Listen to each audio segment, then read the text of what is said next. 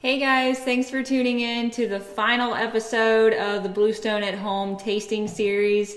And this week we're going to be talking about our collaboration wines. And we have two different sets. And then we also kind of have like a fifth wheel wine as well, if you will. We have the restaurant ones, we have the ones that we collaborate with Bridgewater College, and then the Virginia's for Lovers anniversary one as well. So since we have kind of been through all of the varietals, kind of like with last week's episode with the blends where we've already talked about all of the varietals, we're just going to kind of talk about a little bit more about these collaborations and things like that. So we are going to start with the two restaurant wines to start. And the Wilton White and the local Chop House wines, we've been doing these for a few years now. Both of these we're on I think the fourth label of each one. So this is the fourth Wilton White that we've done, and this is the fourth local Chop that we have done since beginning them a few years ago. And we're going to start with our Wilton White. And I will preface, all of the whites are blends of different percentages of Viognier and Petit Manseng, and I'll tell you a little bit more about those later. But in this episode, with that being said, this is a really good one to kind of see how not only different vintages, but different percentages of those grapes can really kind of have a factor as far as how the wines taste. So just wanted to throw that in there as well. So with the Wilton White, this one is 2/3 Petit Manseng and 1/3 Viognier. This is the 2018 vintage. And this one was just released prior to all of this pandemic stuff happening in early March. So you may or may not have tried this one yet, but it is the newer vintage that was just released a little while ago. And so let's give this one a taste.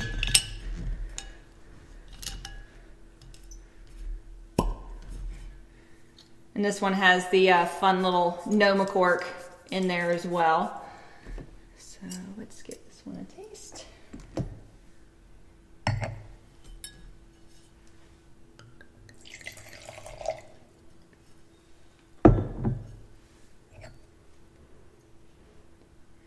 Yeah, the color on this one has a little bit of color to it, a little bit of like light straw colors, maybe just a touch on the light gold.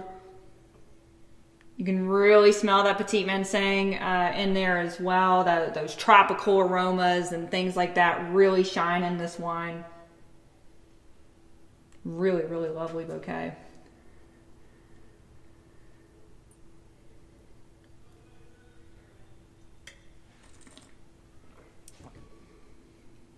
I haven't had this one for a while. That's really good. This one, you can feel a little bit of the creaminess in it. You can feel a little bit of the acidity as well. And both of the restaurant wines are ones that go with a wide range of foods, both at the Wilton House, Joshua Wilton House, and the local Chop House. So I could see this one going with a wide range of dishes there. Definitely got a little bit higher alcohol to it. This one is at a little over 13.5%. So definitely has a little bit of a warming feel to it. The more you drink it, and the more it sits. But got a nice lingering finish to it. So the next one of the restaurant wines that we're going to go to is the local Chop Valley Red. Now this one is a brand new one. This one was just released this past weekend. We had finished out with our trifecta, and we are now on to Valley Red, which is from the 2017 vintage. And this one is a little bit different than the trifecta. This one is 2/3 Petit Verdot and 1/3 Merlot. And I haven't had this one. We just had this one a couple months ago in one of our staff trainings, but I haven't had it since. So I'm really excited about trying it again. And this one, the fruit came from a higher elevation, part of a higher elevation at the Silver Creek Vineyard, where we get a lot of our fruit from.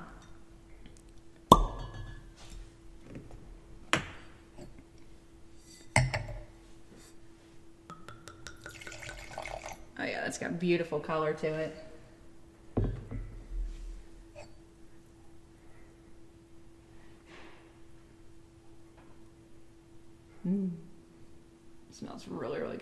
Definitely get a lot of the dark fruit, kind of the black fruit notes like blackberry, a little bit of cherry to it, but it's not like a ripe cherry. It's kind of like dried cherry. It's really lovely. A little bit of, getting a little bit of all three, like blue, black, and red fruit in this one. A little bit of blueberry notes.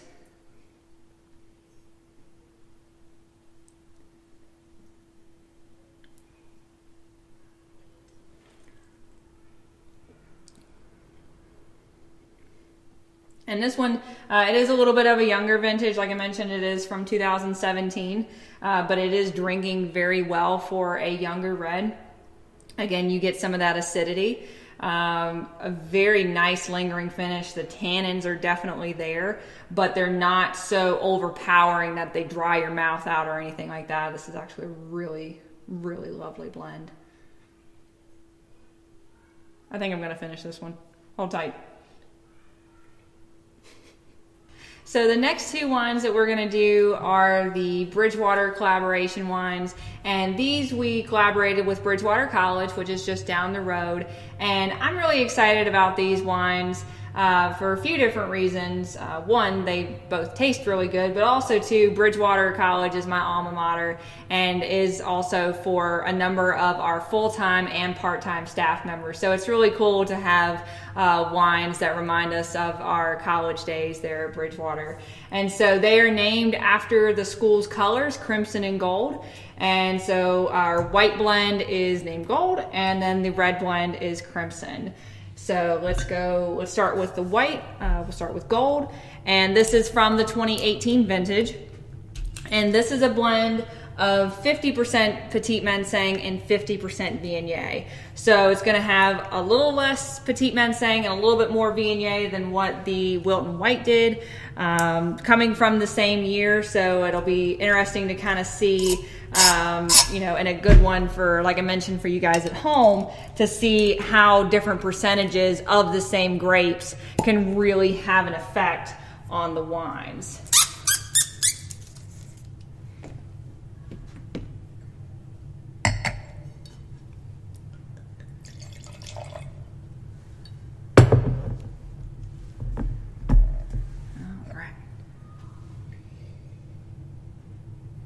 Yeah, this one I don't get as much of the tropical aromas to it. I get a little bit more of some of the kind of apple and a little bit of like peach notes from the Viognier. So a little bit more of the Viognier is coming out in this to me, of course, than what the Wilton White did, as I mentioned.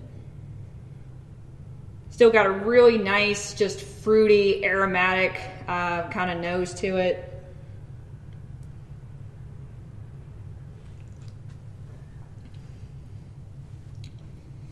Now this one is a little bit lighter on the palate than what the Wilton White was. So this one, you could certainly still do it as a food pairing option, but it's a good one if you wanted to just kind of hang out with it. It's a good kind of party wine. Whenever we are able to actually have gatherings and stuff like that again. But the finish isn't as long as what the Wilton White was. Definitely a little bit lighter, more refreshing, a little bit softer, and whatnot. And then we'll move on to the crimson here next. And crimson, this one is a blend of 3 different grapes. It is 40 Merlot, 40 Cabernet Franc, and 20 Petit Verdot. And this one, the blend, really good, just easygoing, medium-bodied blend. So again, you could do it for food pairings. It's a great pizza wine, as I have used it for before. Or again, as we are getting into the warmer months, it's one that is not too heavy to where it's still a nice dry red wine, but is not going to have nearly the tannins or the structure that some of our other bigger, kind of bolder wines are going to have.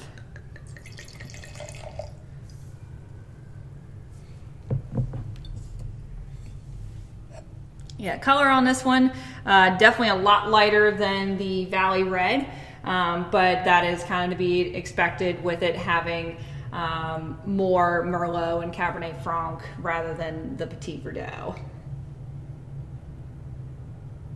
Yeah, nice and bright fruit, bright kind of cherry, a little bit of, not quite, a little bit of strawberry notes, kind of like jammy, like strawberry jam. That's kind of what I'm getting out of this one a little bit.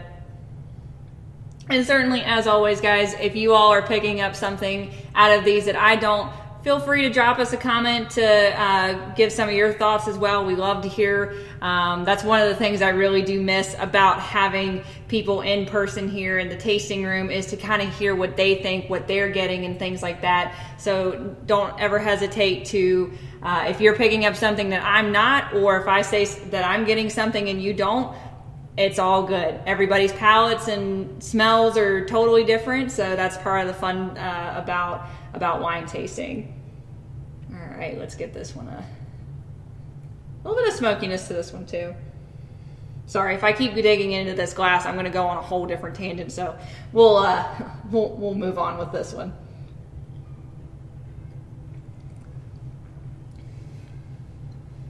Yeah, I get a little bit of smokiness to this one on the finish. It's not real heavy on it, but it is noticeable. Again, that fruit, that kind of bright, like red and blue fruits are still maintaining through the end.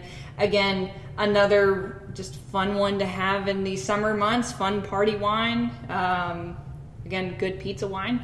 Or something, you get a charcuterie board or something like that has a bunch of different things on it. You can certainly do that with it as well. And then the last one of this series, guys, is our Golden Hour. And Golden Hour was done in collaboration for the 50th anniversary of the Virginia is for Lovers campaign. And on the bottle, it actually has the cute little slogan as well, which is really cool.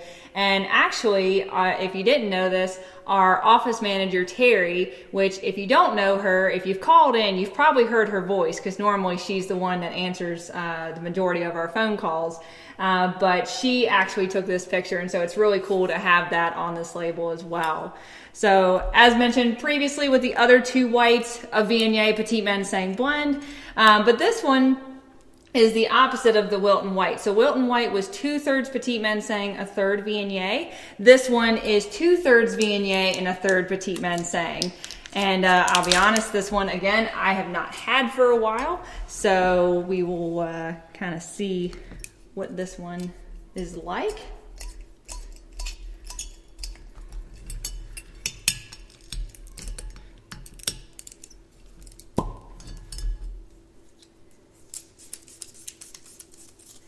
And as I'm opening this, I do notice a little bit of crystals and stuff on it. So again, I think I talked about it in the sweets episode with the Crooked and Weedy. If you see these little crystals, no worries, no harm. They're just tartrates, or as we call them, wine diamonds.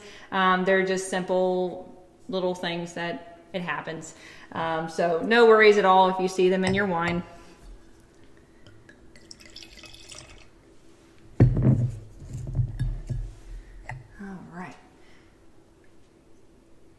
Yeah, this one, you can progressively, it's been interesting with these, you can see progressively less Petit Manseng and more Viognier as we go. And this one, you can definitely tell has Viognier, that peach, kind of stone fruit notes to it. Yeah, very peachy, a lot of apples, kind of like, what's the apple I'm looking for? It'll come to me. Hold on. Almost like a Granny Smith. Yeah, it's got a little bit more of that tartness, kind of like a Granny Smith. Maybe a little bit of Pink Lady as well.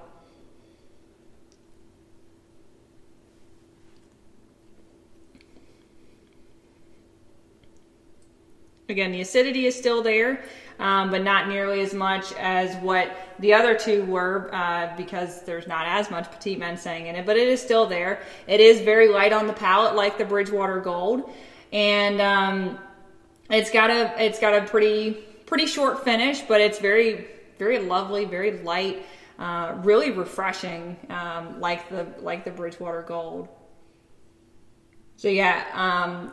good summertime wines. If it ever does warm up, currently as we are filming this, I think it's in the 50-degree mark, which for May, it's kind of weird, but we're going to roll with it.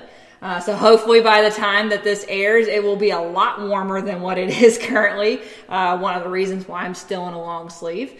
But yeah, when I think of these whites, I think of summer, I think of warmth, I think of patio sitting and things like that. So that's all that I have for you guys for this episode. We thank you guys so much for tuning in each week as we have done this series. They have been so much fun to do, and we really look forward to being able to see you guys again soon here in the tasting room. And we still hope that everyone is safe and well. Don't forget that as you're doing these series, or even if you're doing a virtual happy hour, or you're pairing our wines with dinner, or just pairing it with a sunset on your own back porch or whatnot, don't forget to use the hashtag Bluestone at home and tag us in your photos. And we look forward to seeing everybody real soon. So with that, guys, take care. Cheers.